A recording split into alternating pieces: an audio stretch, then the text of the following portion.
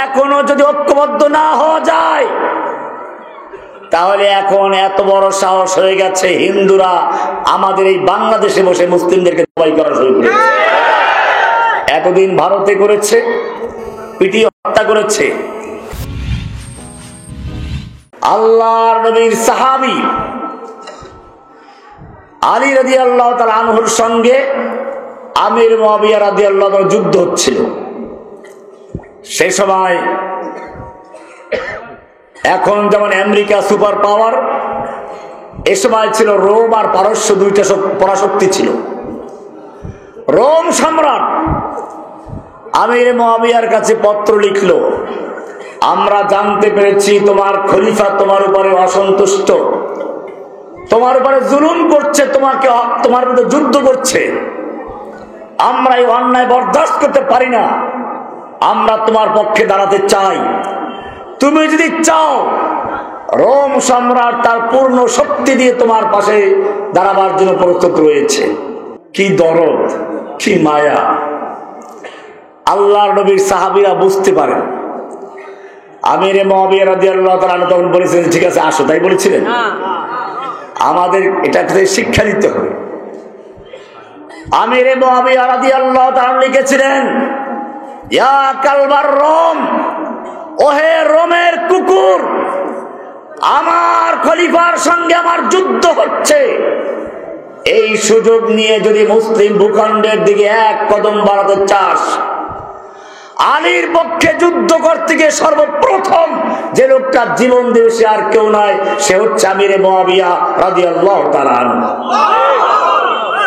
এক চিঠিতে দুশমনদের রাজপ্রাসাদে কম্পন ধরে গেল। আমাদেরও মনে রাখতে হবে, পিছনে যা চলে গেছে এগুলো ভুলে গিয়ে এখনো যদি ঐক্যবদ্ধ না হওয়া যায়, তাহলে এখন এত বড় সাহস হয়ে গেছে হিন্দুরা আমাদের এই বাংলাদেশে বসে মুসলিমদেরকে জবাই করা শুরু করেছে। এতদিন ভারতে করেছে, পিটিয়ে হত্যা করেছে। আমি মাদারীপুর গিয়েছিলাম সেদিন মাহফিল করতে। সেখানে কি হলো,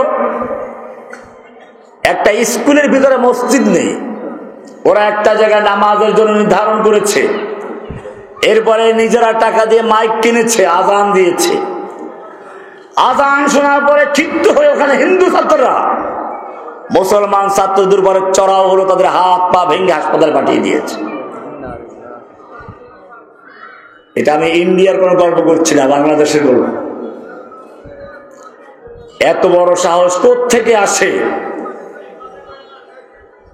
আজকে আমাদের মনে রাখতে হবে, একদিকে ফিলিস্তিনি মুসলিমদেরকে পাখির মতো হত্যা করা হচ্ছে, বাড়ি ঘর গুলো একদিকে বুলডোজার দিয়ে গুড়িয়ে দিচ্ছে, ট্যাঙ্কের গোলায় গুড়াচ্ছে, অপর দিকে বিমান থেকে হামলা করে ধ্বংস করা হচ্ছে। কাশ্মীরি মুসলিমদের অবস্থা একই, আরাকানের মুসলিমদের অবস্থা এরকমই। বাংলাদেশে আপনারা দেখেছেন, এদেশের মুসলিমদের আকীদা নষ্ট করার জন্য, ঈমান নষ্ট করার জন্য প্রথমে শুরু করেছিল স্বয়ং আল্লাহ এবং আল্লাহর রাসূলকে দিয়ে। আল্লাহ এবং আল্লাহর রাসূলকে মানুষ ভালোবাসে, সেজন্য এমন কিছু গল্প তৈরি করেছিল যাতে আল্লাহ এবং আল্লাহর রাসূলের মধ্যে ঘৃণা তৈরি হয়ে যায়। নাউযুবিল্লাহ। সেটাকে কেন্দ্র করে আপনারা জানেন শাপলা চত্বরে বিশাল সমাবেশ হয়েছিল, কিন্তু সমাবেশ দিয়ে এটা শেষ হয় নাই, সোজা আঙ্গুলে ঘি উঠে নাই। যখন সেই গণজাগরণ মঞ্চের নাস্তিকদের বিরুদ্ধে একদল তাওহীদি জনতা ওদের পাওনা চুকিয়ে দিয়েছিল, ওদেরকে দুনিয়া বিদায় করে দিয়েছিল, এরপরে এখন আর কেউ লিখতে সাহস করে?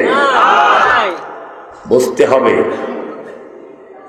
ক্যান্সার রোগের চিকিৎসা মলম দিয়ে কাজ করা যায় না।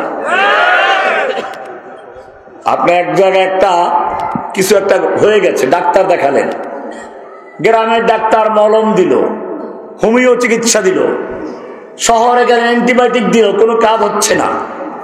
এবারে ডাক্তার পরীক্ষা করে দেখলো কি হয়ে গেছে। এখন ডাক্তার বলল, বাড়ি নিয়ে যাও রোগী, 2 লক্ষ টাকা নিয়ে আসো। এই রোগী বাঁচাতে হলে তার এই হাত কেটে ফেলতে হবে, ক্যান্সার হয়ে গেছে। না কাটা হলে পরে ক্যান্সার ছড়াইয়া পুরো দেহ নষ্ট করে ফেলে, রোগী বাঁচানো যাবে না।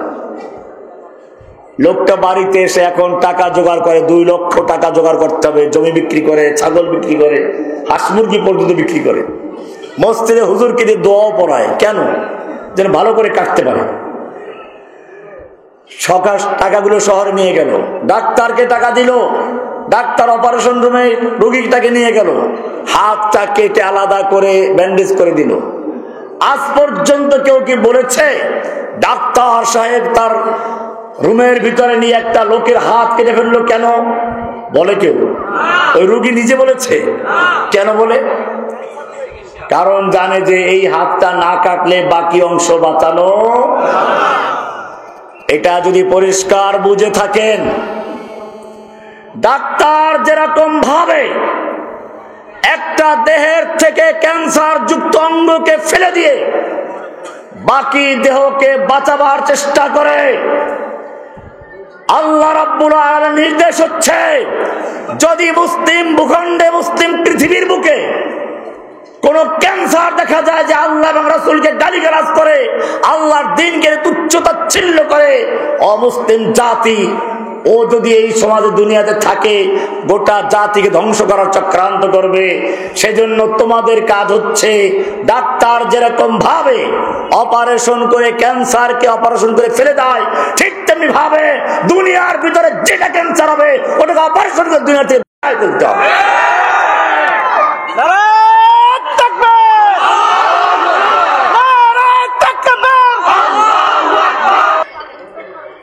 ইংরেজরা এই দেশ দখল করার পরে প্রথমে পরামর্শে বসলো, এদেশের ইংরেজদের দালালদের নিয়ে পরামর্শ করলো, আমরা ভারতবর্ষ দখল করেছি,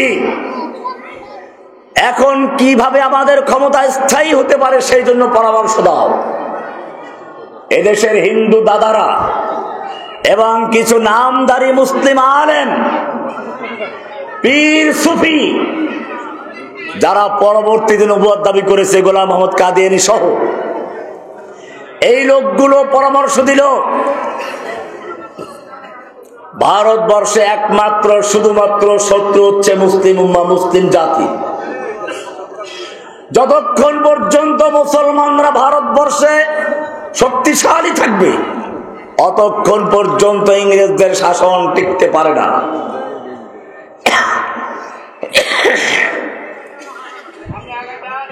শুরু হলো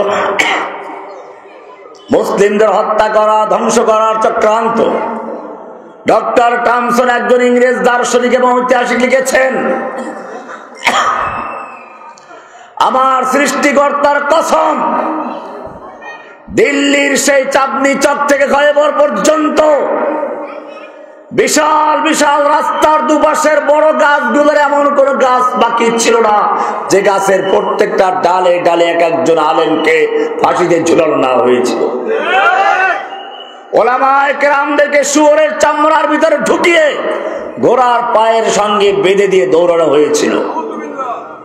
ওলামায়ে কেরামদেরকে কারাগারে বন্দী করা হলো, ওলামায়ে কেরামদেরকে আন্দামান দ্বীপে নির্বাসন দেওয়া হলো, 3 লক্ষ কোরআনে কারীমকে একাত্র করে পুড়িয়ে দেওয়া হলো, মাদ্রাসাগুলো ধ্বংস করে দেওয়া হলো, মসজিদগুলোকে ঘোড়ার আস্তাবল বানানো হলো, অর্থ সম্পত্তি সব বাতিল করে দেওয়া হলো যাতে করে মাদ্রাসা চলতে। দেখেন নাই 90 ইংরেজরা পালাইলো, এরাও চক্রান্ত করেছিল এদেশের এই কওমি মাদ্রাসাগুলো চলে কোরবানির চামড়া বেচা টাকা দিয়ে। ছাত্ররা কোরবানির দিন বাড়িতে না গিয়ে মানুষের দ্বারে দ্বারে গিয়ে চামড়াগুলো আদায় করে বিক্রি করে, যাতে করে চামড়া দিয়ে এই কওমি মাদ্রাসা চলতে না পারে। সেজন্য চামড়াগুলোকে গোপনে রাতের বেলায় শ্বশুর বাড়ি উপহার দিয়ে আসে এদেশের মাদ্রাসা অচল করার চক্রান্ত করা হয়েছে। অবৈধ শ্বশুর আছে না, ওরাই বলেছে। একজনে বলছে না, ওদের পররাষ্ট্রমন্ত্রী বললে আমাদের কি বলা আছে? স্বামী স্ত্রী সম্পর্ক, স্বামীকে আর স্ত্রীকে। তবে বিয়ের কাবিননামা দরকার। মামুনুল হক সাহেবের বিয়ের যে কাবিননামা চাইতে পারে, আমরা চাইতে পারবো না? এখন আবার স্বামীর কাছেই চলে গেছে। মূলত তাকে পাঠানো হয়েছিল বাংলাদেশকে ধ্বংস করার জন্য। এক গভীর চক্রান্ত এবং ষড়যন্ত্র অংশ হিসাবে তাকে বাংলাদেশে পাঠানো হয়েছিল। আমাদের বুঝতে হবে সেই চক্রান্তগুলো কি কি ছিল। এটা ভালো করে না বুঝলে আবার আমরা ক্ষতিগ্রস্ত হব। এই জন্য আমি ইংরেজদের কথাগুলো বলছি। ইংরেজরা কি করেছিল, গত সরকার কি করেছে, এখনো কি হচ্ছে। ইংরেজরা কোরআন পড়িয়ে দিল, মসজিদ মাদ্রাসা বন্ধ করে দিল, আলেম ওলামাদেরকে হত্যা করলো, কিন্তু দেখে যে না, ইংরেজ বিরোধী আন্দোলন তারপরেও থেমে যাচ্ছে না, বরং বেড়েই চলছে। আলেমদেরকে হত্যা করলে কি আন্দোলন থামে না, বাড়ে? দেখেন নাই সাইদ হিসাবে মারা যাওয়ার পরে আন্দোলন থামছে না, বাড়ছিল? সরকার এত ভয় পেয়েছিল,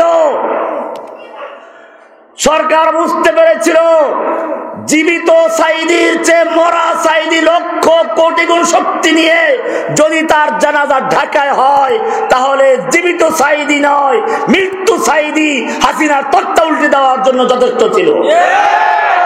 ভাইয়েরা আমার, এভাবে চক্রান্ত করা হলো, কিন্তু এতে মুসলমানদের ক্ষতি হয় নাই, আরো ইমানি শক্তি বৃদ্ধি পেয়েছিল। আমাদের জেলে ঢুকিয়েছে, যারা যারা জেলে গিয়েছে তাদের ইমান কি দুর্বল হয়েছে, আরো বেড়ে গেছে। দেখেন না, এক পিচ্ছি বক্তা আছে না, কি নাম, রফিকুল ইসলাম মাদানী সাহেব, আল্লাহু আকবার, ছোট্ট মানুষ, গোটা দেহটাই বারুদের মতো। ইমানি শক্তি কমে গেছে। এরকম প্রত্যেকের বেলায় একই কথা প্রযোজ্য। দুশমনরা বুঝতে পারলো, যুগে যুগে আলেম ওলামাদেরকে হত্যা করে, মুসলিমদের হত্যা করে ইসলামী আন্দোলন এবং ইসলামী জাগরণ ধ্বংস করা যায় নাই, বরং আরো দাবানলের মতো জেগে উঠেছে।